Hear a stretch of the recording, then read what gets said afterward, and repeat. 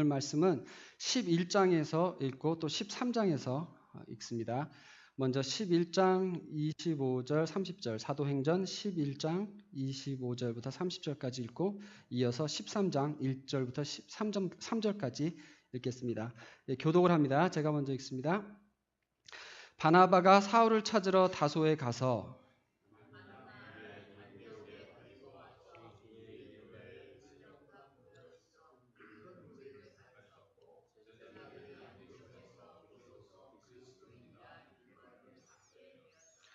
그때 선지자들이 예루살렘에서 안디옥에 이르니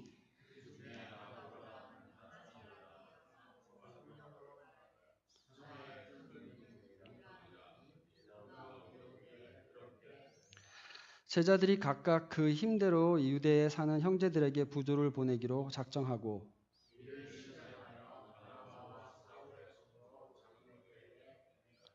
13장 1절입니다.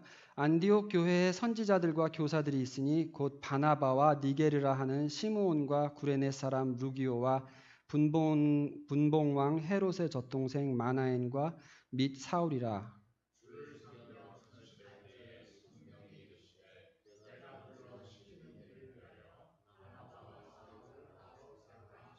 함께 읽습니다. 이에 금식하며 기도하고 두 사람에게 안수하여 보내니라.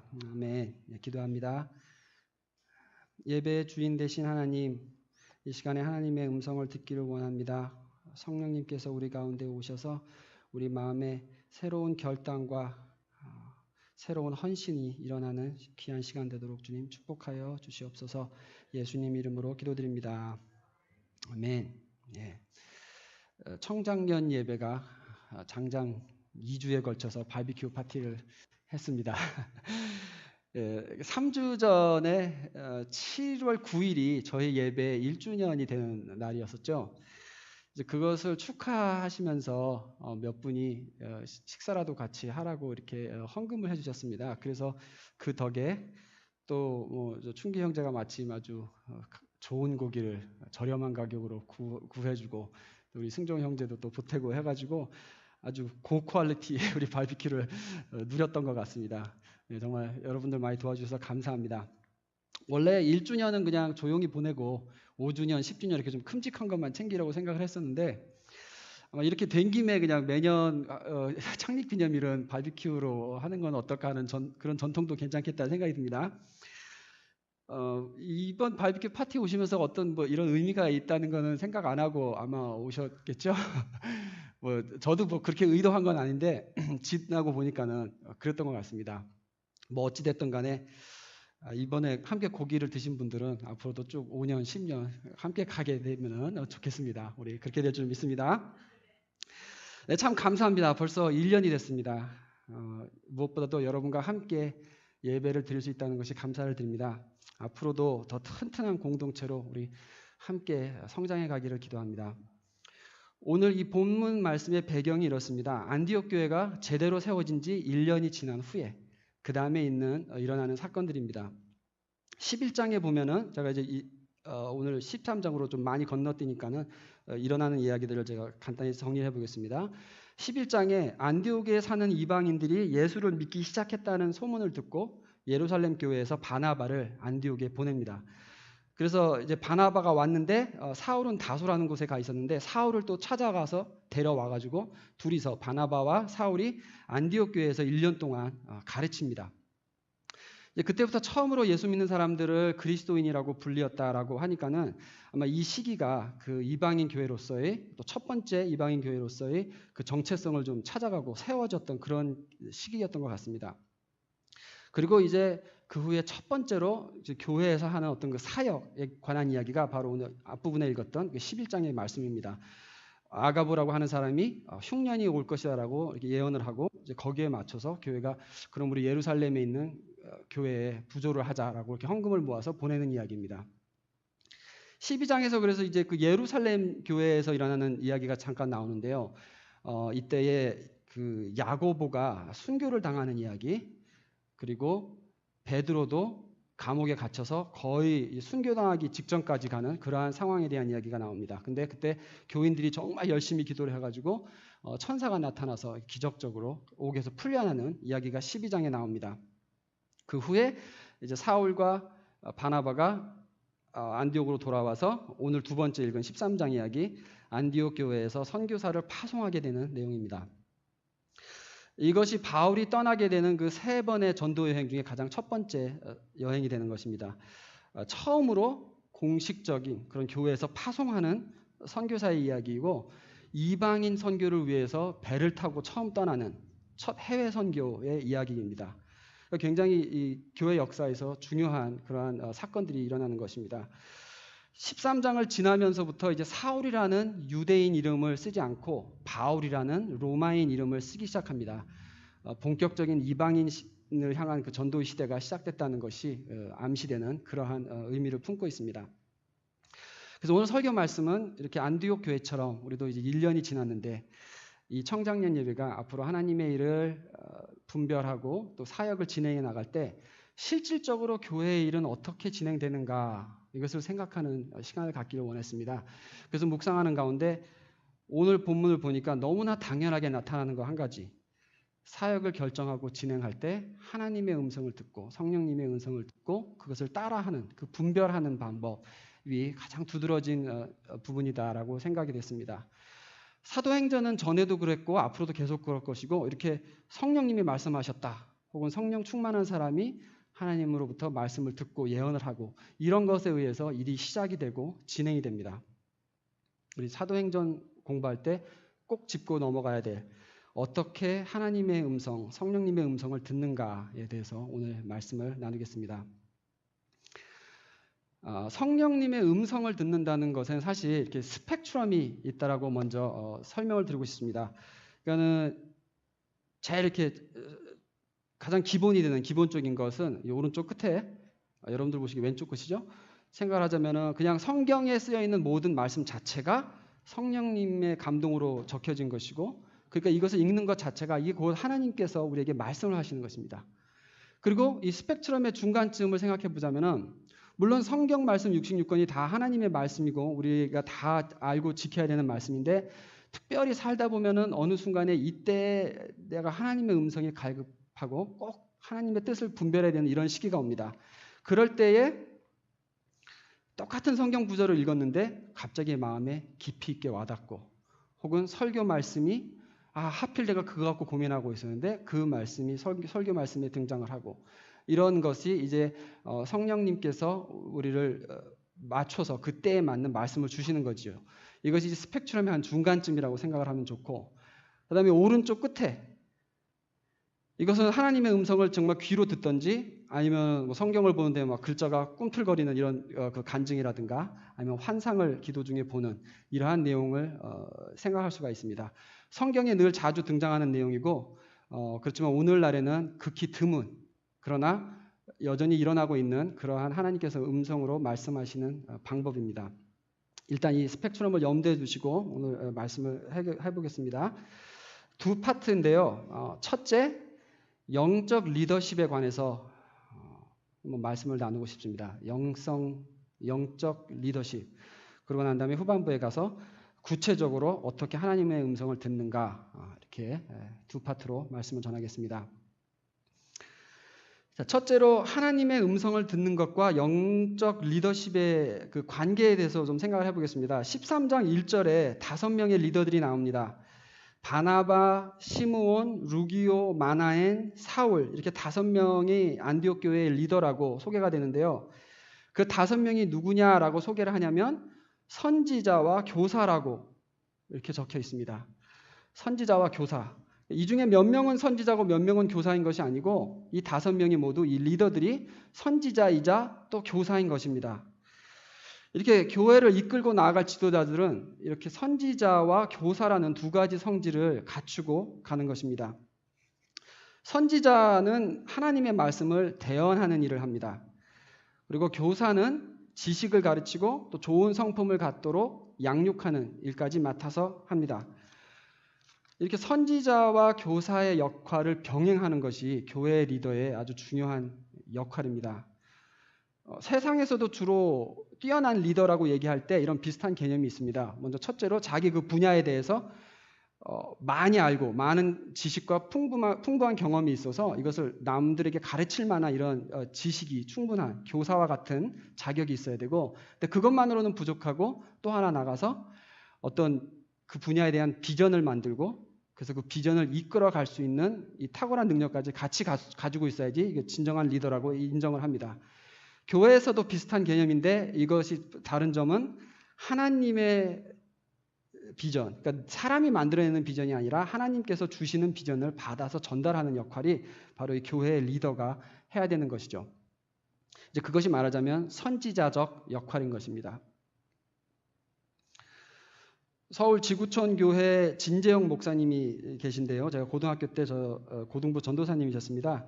이 목사님께서 박사 논문 내용이 리더십에 관한 것이었고 방송에서도 많이 영성 리더십에 대해서 말씀을 하십니다. 책도 여러 권 쓰셨고요. 근데 이 진재영 목사님께서 영적 리더십, 영성 리더십은 이렇게 만들어진다라는 것을 이렇게 세 가지로 정리를 하십니다. 이것은 교회 리더뿐만 아니라 사회에서 크리스찬으로서 리더십을 다지는 데 적용이 되는 중요한 내용입니다. 제가 그거를 이제 세 가지 포인트로 정리를 하자면은 첫째, 본보기가 되는 경건함이 있어야 되고, 그리고 둘째로 하나님의 능력이 함께해서 하나님이 사용하시는 것이 드러나야 된다는 것, 그리고 셋째로 하나님의 뜻이 무엇인지를 분별해야 된다는 것. 그러니까 남보다 더 하나님의 계획이 무엇인지를 잘 알고 있어야 되는 것입니다. 이렇게 세 가지가 있을 때에 사람들이 이 리더를 따라온다는 것이죠. 이 세 번째 하나님의 뜻이 무엇인지 아는 이것이 바로 오늘 제가 말씀드리는 선지자와 같은 그런 역할을 감당하는 것입니다. 근데 이 세 가지가 함께 연결이 되어 있습니다. 경건함이 있을 때 하나님의 뜻이 무엇인지 우리가 분별을 할 수 있게 됩니다.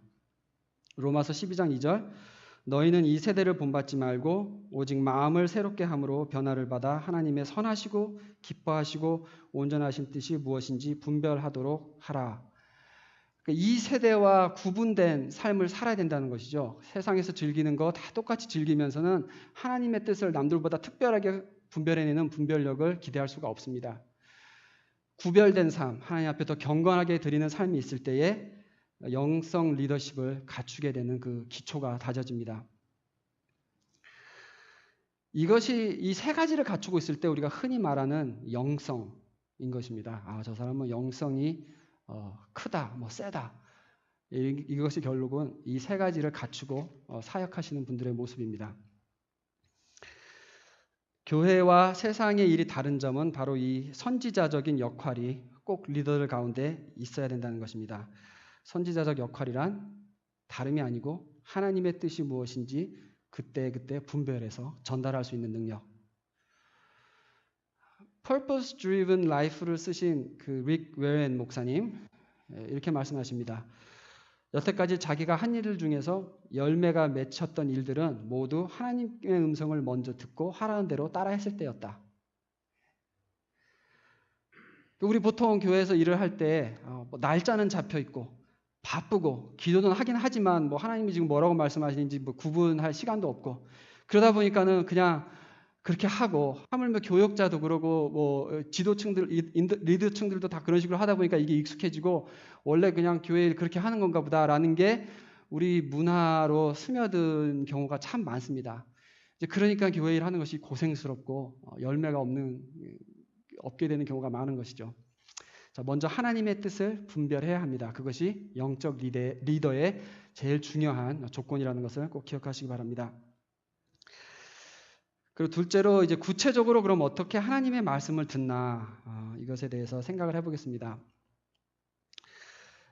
먼저 읽었었던 11장의 말씀 보면 리더였다는 말은 안 나오는데 그 성도들 중에서 아가보라는 선지자라는 사람이 흉년이 올 것이라는 것을 말을 합니다. 그래서 그것에 의해서 이제 구제 사역을 시작을 합니다. 그러니까 리더들만 하나님의 음성을 듣는 것이 아니라 우리 모든 크리스찬들이 사실 하나님의 말씀을 듣고 분별하는 법을 터득해야 된다는 것이죠. 요한복음 10장 27절에 보면 내 양은 내 음성을 들으며 나는 그들을 알며 그들은 나를 따르느니라. 그러니까 크리스찬이라면 다 하나님의 음성을 들을 줄 알아야 되는 것입니다. 신앙생활을 한 지 뭐 5년, 10년 이렇게 지났다면은 하나님의 음성을 들었던 체험이 있어야 되는 것이고 또 그렇게 살고 있어야 됩니다. 나는 하나님의 뜻을 보통 이런 식으로 분별을 한다라는 이 노하우가 터득이 되어 있어야 된다는 것이죠. 가장 기초적인 것은 경건한 삶과 꾸준한 큐티, 콰이어 타임을 통해서 하나님의 음성을 듣게 됩니다. 콰이어 타임이라 하는 것은 말씀을 묵상하고 기도하고 하는 이 시간을 갖는 것, 그 과정 중에 하나님의 뜻을 분별하는 것인데 다시 릭 웨런 목사님께서 하나님의 음성을 어떻게 듣는가 5가지 팁을 주십니다. 먼저 혼자 조용한 곳으로 가야 된다.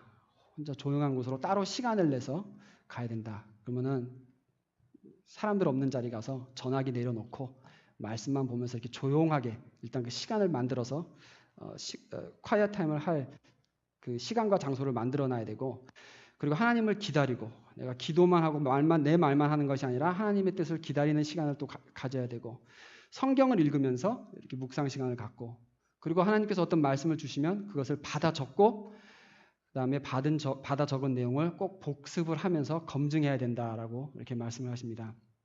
그러니까 결국에는 큐티를 정기적으로 해야 된다는 것이죠. 꾸준하게 큐티를 하다 보면 어느 날 그 읽는 말씀이 특별히 강하게 인상을 남길 때가 있습니다. 어떤 때는 기도하다가 이렇게 시작을 했는데 기도 내용이 저절로 바뀔 때가 있습니다. 이런 그 큐티의 체험이 하나님의 음성을 듣는 그 방법을 배워가는 가장 기본적인 것입니다. 아까 스펙트럼에서 그냥 하나님 말씀을 읽고 뭐 몸이 건조하게 오케이 하나님 말씀이다 하고 믿음으로 읽는 순간에서부터 시작해서 이걸 거듭할수록 이제 이 중간 지점 어떤 특별한 영감이 있고 특별히 마음에 와닿는 이러한 체험을 하는 것이죠. 그리고 우리가 점점 이제 이 반대쪽 스펙트럼의 다른 끝으로 향해서 가는 것입니다. 자, 이 정기적으로 복습을 하면서 검증하는 게 근데 매우 중요합니다. 오늘 말씀의 2절, 13장 2절, 주를 섬겨 금식할 때에 성령이 이르시되 내가 불러 시키는 일을 위하여 바나바와 사울을 따로 세우라 하시니 이에 금식하며 기도하고 두 사람에게 안수하여 보내니라. 그러니까 성령의 말씀을 들었는데 그 다음에 또 금식을 하면서 기도를 하는 것입니다. 말씀을 받은 후에 더 기도를 하는 것이죠. 이 검증 과정이 있어야 하는 것이고, 이렇게 구체적으로 하나님 그럼 어떻게 해야 됩니까? 라는 것을 체크를 하면서 나가는 훈련이 있어야 되는데 이게 없어서 오늘날에 하나님 말씀 들었다 그리고 쉽게 말하고 하는 그러한 오류가 범해지는 그 원인입니다.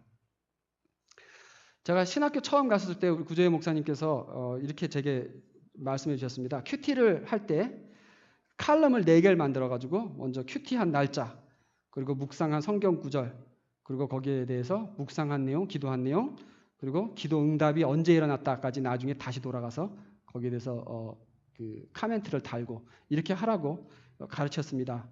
예를 들어서 제가 제 거를 하나 갖고 와봤는데 다음 거 보여주시겠어요? 예, 이렇게 날짜와 기도 내용, 일부러 읽지 못하시라고 작은 글씨로 하였으니까 막 읽으려고 하지 마세요. 앞좌석은 보이는지 모르겠네. 그래서 성경 구절 어디 읽었고 이제 왼쪽에 있는 거에 그날 특별히 와닿았던 성경 구절. 그러면 뭐 카피 앤 페이스트니까 쉽습니다. 그다음에 이제 그 기도 후에 이게 이제 묵상 내용이죠. 이게 중요한 부분이고 이제 특별히 나중에 기억하고 싶은 건 또 하이라이트를 해놓고. 그다음에 이제 응답이 왔다든가 특별히 나중에 다시 돌아봤을 때 카멘트 할 거 있으면 이제 오른쪽 칼럼에다가 기록하는 건데 지금 벼 있네요 저기. 예. 다른 장은 찬 것도 있습니다. 이제 저렇게 기록을 해 나가는 것입니다. 이게 그냥 큐티만 하는 것이 아니라 이렇게 연결을 하면서 다시 복습을 하는 게 매우 중요합니다. 그래야지 이제 옛날에 이렇게 말씀을 주셨는데 정말 이렇게 이루어졌구나라는 걸 통해서 그때 그럼 그게 하나님 말씀하신 게 맞구나라는 확인을 하는 거죠. 그리고 또 어떤 때는 그때 내가 말씀을 이렇게 받았는데 이게 그렇게 안 됐네. 그러면 이게 이제 연구를 해야 됩니다. 왜 내가 잘못 오해했는가. 그래서 그때 왜 이게 내 생각이었는데 하나님 생각이라고 내가 착각을 했었을까라는 것을 생각을 해보고, 혹은 뭐 그때 내가 감정이 너무 앞섰던 건 아닐까, 왜 내가 이렇게 잘못 이해하게끔 됐었을까? 뭐 기도를 하면서 받은 말씀 가지고 더 구체적으로 계속 구했어야 되는데 내가 팔로우업하는 부분에서 부족했던 건 아니었나? 아니면 말씀을 받은 건 맞는데 그 후에 경건하지 못한 삶, 죄 때문에 그 열매를 맺는 데까지 가지 못한 건 아니었나? 이렇게 우리가 복습을 하는 것이죠. 이제 그러다 보면 하나님의 음성을 바로 분별하는 그 분별력이 점점점 늘어나게 됩니다. 사실 내가 하나님과 이렇게 만나서 기도하고 대화하는 시간에서 목사는 어떤 설교를 해야 될 것인가, 어떻게 할 것인가, 이게 다 거기서 나오는 것이고, 올해 목표는 무엇이고, 어떤 일을 해야 되고, 지금 성도들이 필요한 것은 어떤 부분인가라는 모든 것이 아침에 하나님과 기도하면서 말씀 보면서 다 거기서 나오는 것입니다. 뿐만 아니라 주일학교 이번에 뭐 액티비티는 무엇을 해야 될까? 우리 수양회는 어떻게 진행을 해야 될 것인가? 찬양 인도는 어떤 곡을 뽑아야 될 것인가? 내가 오늘 회사 가서 어저께 골치 아픈 문제 오늘 어떻게 해결해야 될 것인가? 이런 것까지 모두 아침에 하나님과의 그 콰이어 타임 속에서 그 답이 시작이 되는 것입니다. 크리스찬이면은 예수 영접한 날 그날부터 시작해야 되는 것, 꾸준히 해야 되는 것이 죽는 날까지 해야 되는 것이 바로 이 콰이어 타임과 기록이며 복습입니다. 꼭 기억하시기 바랍니다. 저는 그 옛날부터 하나님의 음성을 듣는 게 항상 그렇게 갈급하고 이렇게 사모한 부분이 많이 있었습니다. 그 삶 속에서 하나님의 뜻을 너무 알아야 되는 그런 아마 긴박한 상황들이 많아서 그랬던 것 같기도 합니다. 제가 인생에서 제일 큰 결정을 긴박하게 했어야 될 때가 그 첫 번째가 의대를 포기하던 날 그때였던 것 같습니다. 그날 뭐 의대를 준비를 하려면은 한 5년 정도 투자를 해야 됩니다. 돈도 많이 들어가고 뭐 공부하는 것도 힘들고 일부러 직장을 병원 가서 일하고 뭐 그런 식으로 5년을 준비했는데 그 원서 쓰는 것도 굉장히 힘들고요. 그래서 의대에 합격을 했는데 제가 그 웨이팅 리스트에 있다가 합격이 된 상태였기 때문에 그 다음 날까지 너 우리 의대 올 거냐 안 올 거냐를 말을 해줘야 되는 그런 상황이었습니다. 그래서 너무 기뻤죠, 물론. 그래서 막 그날 저녁 때 이제 의대 들어가는구나 하면서 어머니하고 그때 이제 여자친구였던 아내하고 그 당시에 굉장히 럭셔리한 걸로 이 근처에 동네에 일식집 가가지고 스시 스페셜, 뭐 캄보 넘버 뭐 이런 거 시켜갖고 이렇게 같이 먹으면서 축하를 했습니다. 그렇게 축하를 하고 이제 집에 돌아가서 한 밤 10시쯤부터 밤을 샐 생각을 하고 기도를 시작하는데 21년 전 얘기예요. 그러니까는 저는 그때 정말 영적인 무슨 분별력도 없고 기도 훈련이 전혀 안 된 상태였지만은 이거 하나님한테 확신 받고 나는 가야 된 것이다. 너무나 큰 결정이기 때문에.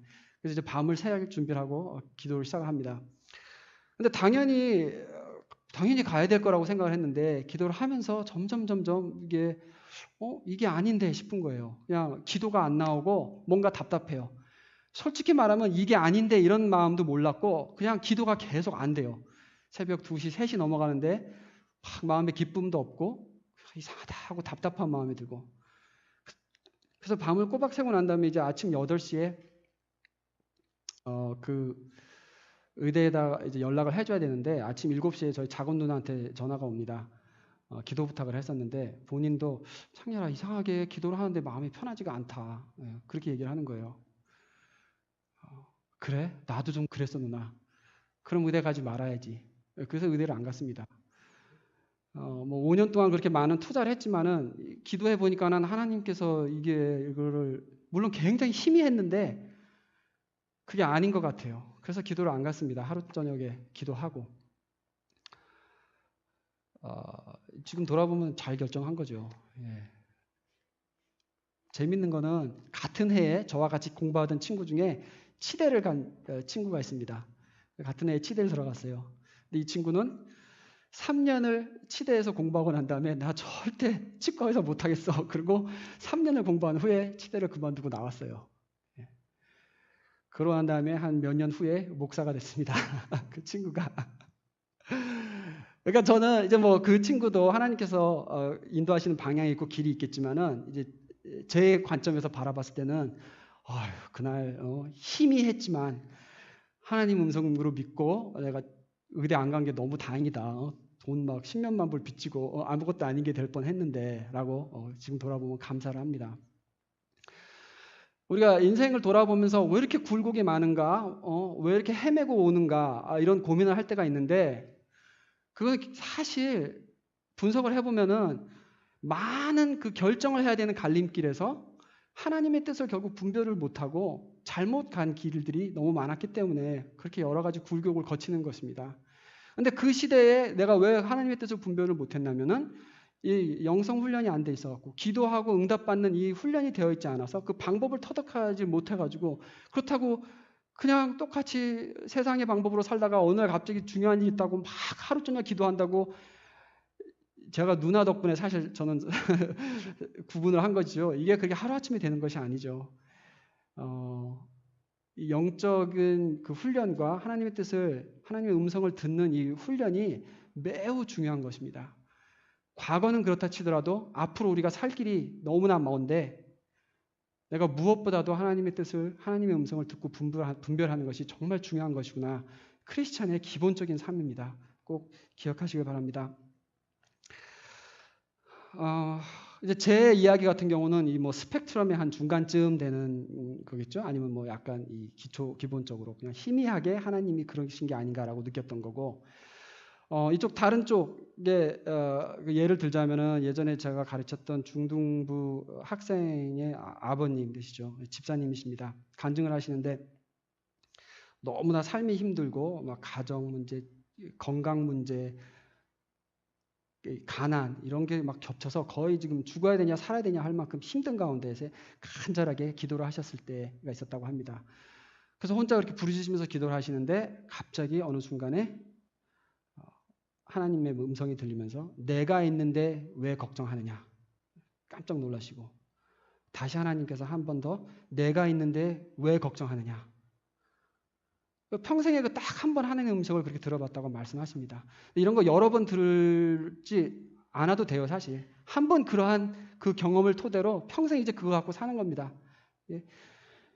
근데 이런 우리가 좀 초자연적인 이런 간증들은 그만큼 힘든 정말 사망의 골짜기에서 나타나는 현상들입니다. 하나님께서 그럴 때 주시는 거죠. 우리의 고난이 고민이 깊은 만큼 또 하나님께서 특별하게 우리에게 나타나시는 겁니다.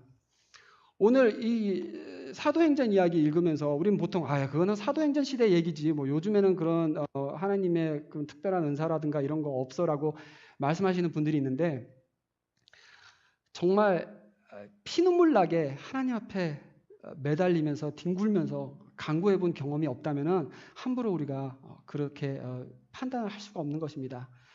오늘 아까 말씀드린 대로 12장에서 야고보가 헤롯에 의해서 칼로 배임을 받아 죽었습니다.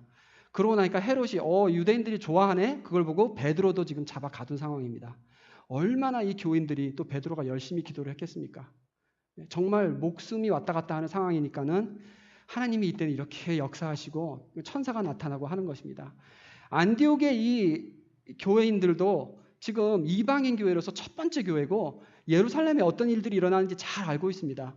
이런 상황에서 선교사를 보내고 하루하루 사는 것이 이들의 신앙생활은 정말 목숨 내놓고 하는 신앙생활입니다. 그러니까 기도하면 하나님께서 이렇게 보여주시는 것이죠. 저는 오늘날에도 이렇게 정말 목숨 걸고 피눈물 쏟아내면서 우리가 기도를 할 때는 하나님께서 그마만한 그 특별한 은혜로 또 초자연적인 방법으로 얼마든지 우리에게 말씀하신다고 분명히 믿습니다. 그것을 사모하셔야 됩니다. 저런 얘기하는 사람도 이상한 사람들이야라고 할 것이 아니고 내가 아까 말한 대로 그냥 말씀 읽는 거에서 끝나는 수준에서 뭔가 하나님께서 성령님께서 이렇게 역사하시는구나라는 걸 배워가고 계속되는 이 콰이어 타임 훈련을 통해서 더 많은 것을 사모하고 더 간구할 때에 우리가 은사도 또 하나님의 음성을 이렇게 특별하게 분별하는 체험까지도 갈 수 있게 되는 것입니다. 네, 말씀을 정리합니다. 1년이 지난 우리 청장년 예배, 세워진 지 1년이 지난 안디옥 교회의 모습을 보면서 교회 사역이 어떻게 성령님 말씀 따라서 전개되었는지 우리 한번 말씀을 봤었습니다. 어떻게 보면 너무나 당연하지만은 또 쉽게 잊어버릴 수 있는 그런 기본적인 것. 첫째로 리더들은 깊은 영성으로 하나님과 늘 통하고 있어야 되고, 그리고 둘째 온 교인이 함께 하나님의 뜻을 잘 분별하려는 이런 훈련이 지속되고 있을 때에 교회가 함께 문제없이 사역을 분별하고 이뤄나갈 수 있습니다. 경건한 삶을 바탕으로 말씀 묵상과 기도를 통해서 우리 성령님의 음성을 듣고 검증하는 훈련이 쌓아가게 되시기를 주님의 이름으로 축복합니다. 기도하겠습니다.